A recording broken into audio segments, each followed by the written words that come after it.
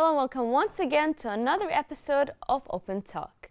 In today's episode, our guests are Ms. Fadia Suleiman Hussein, CEO of Suleiman Hussein Academy from Sudan, and Mr. Amir Abu Bakr, Team Leader, Entrepreneurship and Innovation Program, UNIDO, ITPO Bahrain, and Arab International Center for Entrepreneurship and Investment from Sudan. And we will talk to them about unleashing entrepreneurship and innovation in education.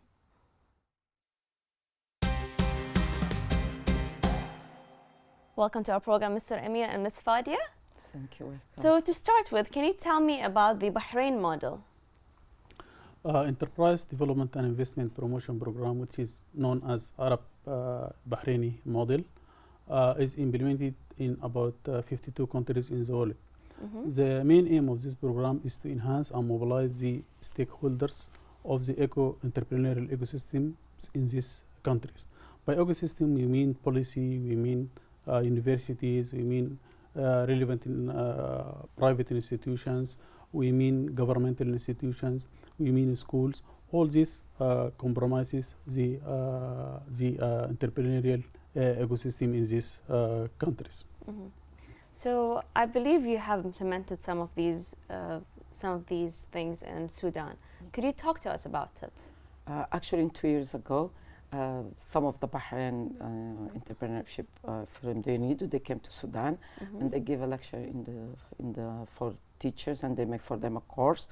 And then they came and visit our school where we have they did for primary and for the senior, and they give them a lecture, and the children were so impressed. And then they start to do their own things. They do things by their hands, and then they come and sell it and take the money and and give it for the poor children, for example, in the orphan house in Sudan. And the idea is they were so excited that they worked so hard, and they make the bazaar. And actually we also integrated to the special need, because in our school it's integrated special need. And one of the students, she has been cooking, and she did a wonderful job. And she sold all her cookies, and she was very precise to how much money to give for the orphans and how much she has to give. And I was very impressed by her way of doing the calculation to give us the 25%, and she takes the 75%. And all this started from them, and that's what they're trying now. We're doing it to the seniors. So we want the children to start to have, not all of them are going to be entrepreneurship and they have a business, but the innovation that if you have something you want to do and you want to sell it, and then we can help you in the school to lead you, and then when you go into the university you can have your projects and then choose what you want to work with and to continue. And Mr. Amir and the UNIDO, they will help them in the future by giving them extra courses and mentoring them. And that's what they're doing, what I'm seeing, because in the universities now that's what they're doing. They're mentoring the students to do their own businesses when they finish their studies in the universities. So talking about that, how important is that? We have seen the older generation never used to have that. How important is to be innovative and having more entrepreneurs out there? Actually, the Enterprise Development and Investment Promotion Program focuses on education with other stakeholders of the entrepreneurial ecosystem. And we have actually two programs with regard to or pertaining to education. We have university level programs and school level programs. Okay. For university level programs, we have three interventions.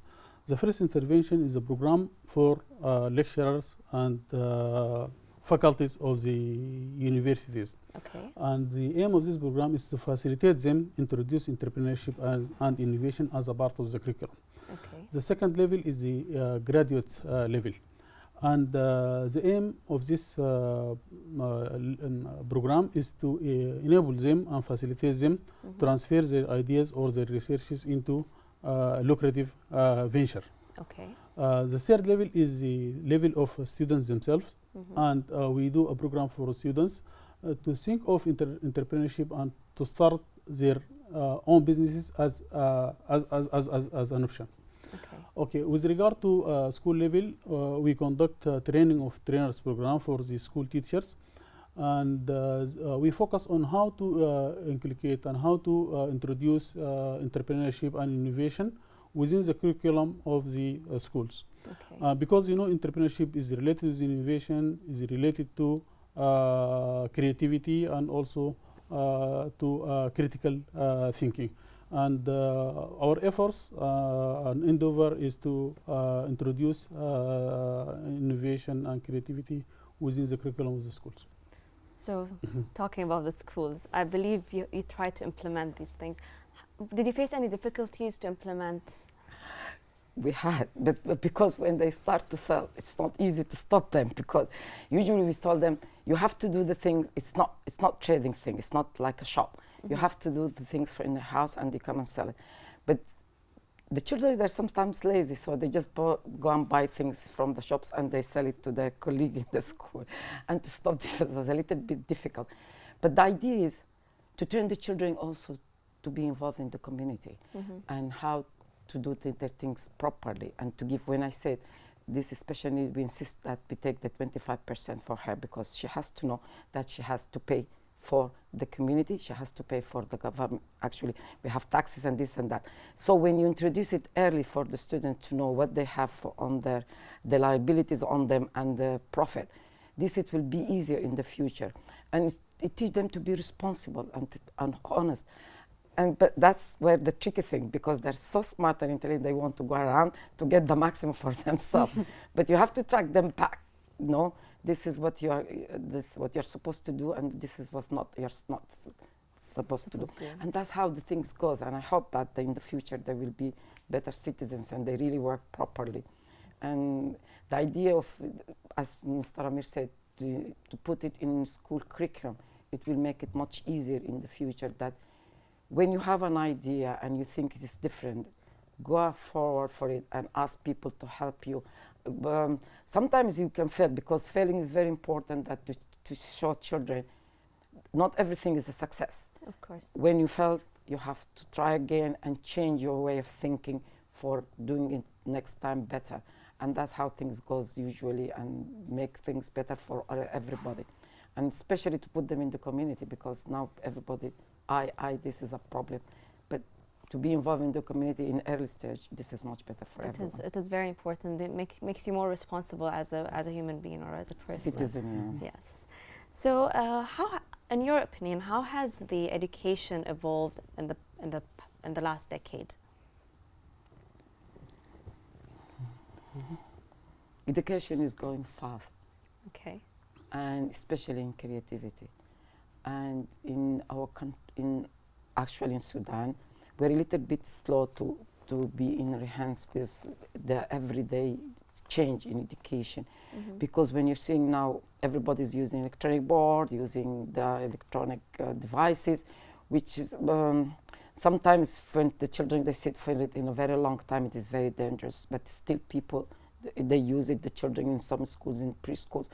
But all the time we say, you have to see the best for the kids, not to sit in the front of the X-rays for a long time, because it's not healthy. But education is going faster. We can see it every day, the new devices, new ways of but adding and maths 1 and 2 and 3, this is usually everybody, but still education is going fast, especially in modeling, in doing new ideas, in how to get, especially for the special need, and people now are putting them to give them good education, and they can be good citizens, and they can have their own work. And so if for a special need you can do this, for intelligent and normal kids, it's much, it can be done for them to be more intelligent and more, they say the intelligent percent is increasing, that's what scientists say. And we can see it actually. We can see that the new children are more intelligent from what we had been thinking in our time and our way. And I hope they're going to be really better than us. Usually we think for our next generation to be better than us. And well, they're being guided by you guys. Of course, I'm sure. of course, they have to be guided by someone. But usually children, they don't want to be guided, and that's what we'll tell them all the time. You cannot get the knowledge by yourself. We will help you, we will guide you, we will mentor you. But give us space, and we will give you space to continue to do your things yourself. But new generation are a little bit quicker. They are, yeah. Things to With be the done technology, in seconds. yes. In addition to that, there are some dimensions which is introduced to the education systems, especially introduction of entrepreneurship, creativity, and innovation by training and facilitating students in how to do, for instance, projects like market research and business model development and business plan development and product development, so as to facilitate them once they graduate, they can start their own business from early stages. Of course, it's important. It teaches you self-independence, how to be interactive, and do things by yourself. How to be creative. Exactly. How to solve your problems. Exactly. Yeah. This is soft skills are very important. It is. It's very important. And it's very important to inculcate it while they are very young, because they can grow with this. So, going back to the Bahrain model, having it practice in different countries, how important is that?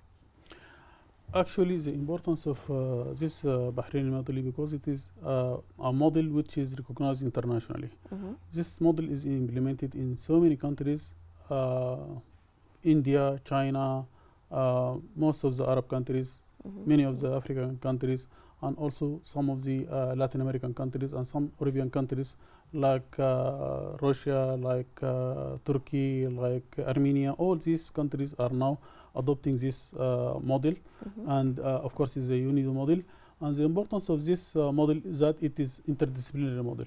It works with education, it works with financial institutions, with governmental institutions, non-governmental institutions, culture, media, in interactive and interdisciplinary manner. That's very important. Yes. It's having that as a model and people practicing it in the education field. It's very important. Yeah. So, why do you believe innovation is important in enhancing education? It's important because when you give the children education, reading and writing, everybody he knows how to read and write. But if he's not creative and innovative, he's not going to be different. And that's all the time what I tell the children. When we give you a work concerning writing or making an essay, make your own soul in it, because you will need this later on, because everybody is now having education. But so for you to be different, you have to have your own innovation in the work you're doing. You think comprehension is just writing, whatever, but when you give them these guides, he will try his best to try to be different from what he used to do. Now today on the meeting, some people are saying that people like to imitate each other. If you have a shop here, tomorrow there's going to be another shop, the same thing. For this, we try to. You want to make a shop, do it in another place with another innovation and ideas where it will be a little bit different, so you can attract new things in the work you're doing. Education is to make children to be creative by giving them the space to learn whatever they like, because sometimes also we guide the children. We said usually we want you to be a doctor or engineer. We never say I want you to be a football player, I want you to be a musician. And culture play a role in innovating their children what to be in the future. And for this in the school all the time we try to tell parents, especially because kids, they don't know what they want to do, but we give them the way of their leads in the future. And then we tell them, don't say to your child, I want you to be a doctor, I want you to be an engineer. Within the educational years, you can see what your child likes and dislikes, and you can help him. You give them all the opportunity to do. Let them play football, let them play sport, music, acting, drawing, and then see which is best for them and help to be better. And we tell children in the hobbies, whatever the hobby you want to do, if you play music, let's make a music day in the school, and then you can gain some money. If you want to draw, let's make a drawing. It's not easy, but still, it's a small job. You do it for the kids. It will help for them in future to be inventors and entrepreneurship when whatever the future is going to be for them. Education is very important, and that's what we mean, education and education and education. And what we mean by education, don't put the students in a box and feed them. Yeah. Teach them all the time to go around and to go to picnics to see the things going around. Let them meditate in what they're seeing, what they're getting. This is how good education will make the children to be open-minded in the future and to accept the others, because when they see in the nature how the birds are different and how they're eating and sometimes how cruel nature when a bird kill another, they can understand life, and meditation and going out for the kids is very important, and give them space, the most important thing. Don't put them in boxes. Actually, introducing innovation and creativity at early stages of education will lead to that the students will be creative and will be innovative during his study at the university. He will be creative and innovative during his research projects. He will be also creative and innovative when he is employed either in the private sector or the government sector. Also, he will be innovative and creative if he take entrepreneurship as an option for his career development. Of course. So basically, if it's more important, do you think it's more important to start this in the higher education or the basic education? Actually, the basic education is very important, and to continue with the higher education. So basically, it's easier because you can actually get to the kids when they're younger. The earlier the better. Yeah, the earlier the better. So, what is the best practice that has been formed by the Bahrain model? One of the best practices that you had in the Bahrain model. Actually, one of the best practices actually is really introducing the entrepreneurship at the education level, especially the university level, because the university level, either at the graduate or postgraduate studies, they have researches, and these researches, the entrepreneurship development program facilitates them to transfer these researches into business. By developing business model and then developing business plan. At the end of the day, we have a lucrative business for the entrepreneur himself, and also at the same times he can help his country by creation of wealth, by creation of jobs. These are very important factors which lead at the end of the day to economic and social development. Of course, and that's a great job from UNIDO. Thank you so much. So, how do you view the general standards of the education in the region? Actually, each country has its own way of doing their education, because there is different models of education. If you go to, they said Mansouri way of education for the preschooling, and other models, but usually the governments, they try to put their traditions in their education, especially in the languages, in the religion. But for math and sciences, it's international, and this is the idea that this is a common thing. I mean, geography, you cannot change history. So education in the Arab countries, it's in these subjects is the same, but some of the countries, they try to close in their country, not in the region, because you can see African, Arab, Asia, Arab, different regions within with the Arab community, and at the same time, but math and science and history, it is there everywhere, and every country choose whatever they think the best. But math, I think we are trying now in Sudan to increase the math way of doing maths, because we think maths, it is the key for a lot of new science, for technology and physics and biology. Maths now is there in everywhere. And we Arabs, as far as I know, we were mathematicians from a long time ago. And we hope the best for this. But we need to pay more money in education all over the Arab world, because for training teachers, for buildings, for equipments, for science and technology, because this how children, because if you give a child a pen, he can just crack it like this in a second. And then, it's a little bit expensive to teach science subjects because the children usually they don't use things, equipments in a proper way. Yeah. So more money to be paid Invested. in primary schools Yeah. and in senior schools where the children they need. This is, I think, is very important to give and to train teachers. This is very important.